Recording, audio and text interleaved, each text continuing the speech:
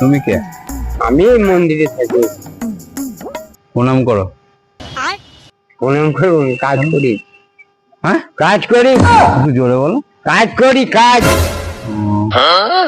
মন্দিরের কাজ করো? তাহলে তোমার তো অনেক পয়সা। না না, হ্যাঁ পয়সা বেশি যায় না।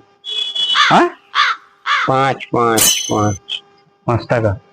5 টাকা 5,000 5,000 বুঝতে পারছি না, একটু জোরে বলো। 5,000 আসতে না কি বলছো?